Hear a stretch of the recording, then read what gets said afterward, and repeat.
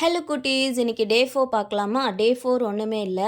First அ, ஐ, இ, அடுத்தது வந்து இக்கிங்கு, காங்காச்சா, இது மூணுத்தையும் நீங்கள் நல்லா ப்ராக்டிஸ் பண்ணியிருப்பீங்க எனக்கு தெரியும். ஸோ அதை வச்சு தான் நம்ம வந்து வேர்ட்ஸ் ஃபார்ம் பண்ண போகிறோம். இந்த எழுத்துக்கெல்லாம் வச்சு வேர்ட்ஸ் ஃபார்ம் பண்ணுறது எப்படின்னு பார்க்கலாம். ஃபஸ்ட்டு வந்து அ, க, இல், அகல் அப்படின்னு சொல்லிட்டு நம்மளுக்கு இந்த 3 எழுத்துமே தெரியும். ஸோ அதனால் ஒன்று ஒன்றா நம்ம வந்து படிக்க படிக்க உங்களுக்கு ரீடிங் வந்து ஈஸியாக வந்துடும். அ, க, இல், அகல். நீங்கள் வந்து அதே மாதிரி ப்ராக்டிஸ் பண்ணுங்கள். ஒரு 2 டைம்ஸ் சொன்னீங்கன்னா உங்களுக்கு ஈஸியாக வந்துடும். ஆ, இன், ஆன். ஆ, க, இல், அகல். நீங்கள் சொல்லுங்கள். அ, க, இல், அகல்.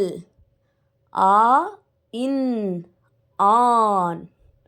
அடுத்தது வந்து இன்பம்.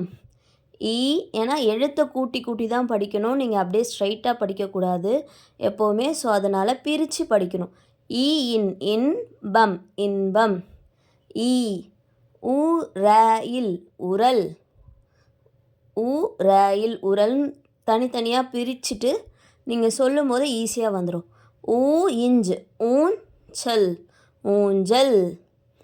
ஏ, இன், என். ஏ, இன், ஏன். ஐ, ய, இம், ஐயம்.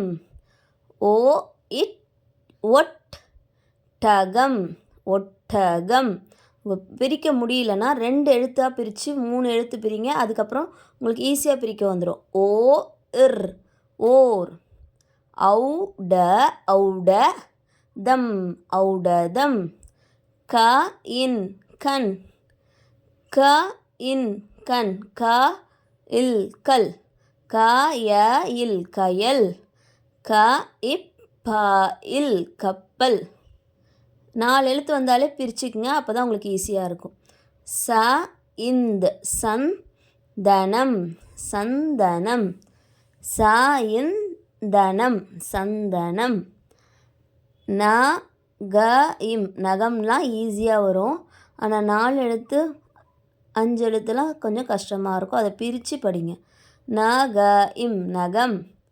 ப, ழ, இம், பழம். ம, ர, இம், மரம். ப, ய, இம், பயம். ப, இட், ட, இம், பட்டம். ப, ட, இம், படம். ம, ட, இம், மடம். இந்த மாதிரி நல்லா ப்ராக்டிஸ் பண்ணுங்கள். அப்போ தான் எழுத்தை கூட்டி உங்களுக்கு படிக்க வரும். அதுக்கப்புறம் பேரண்ட்ஸ் வந்து இந்த மாதிரி பண்ணலாம் ஆக்டிவிட்டின்ட்டு.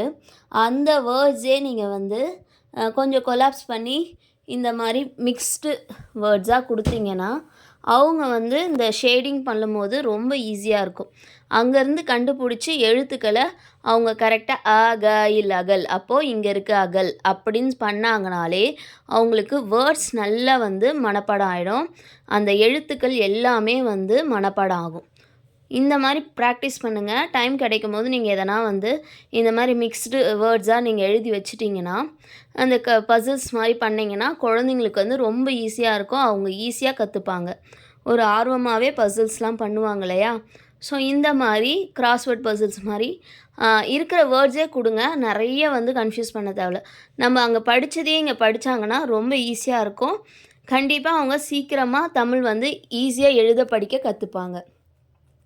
அவங்களே ஒன்று ஒன்றா ஷேட் பண்ண சொல்லுங்கள். நான் உங்களுக்கு எக்ஸாம்பிளுக்கு தான் ஒரு 2 ஷேட் பண்ணி கொடுத்துருக்கேன், 2, 3. ஸோ நீங்களே ட்ரை பண்ணி குழந்தைங்கள ப்ராக்டிஸ் பண்ண வைங்க.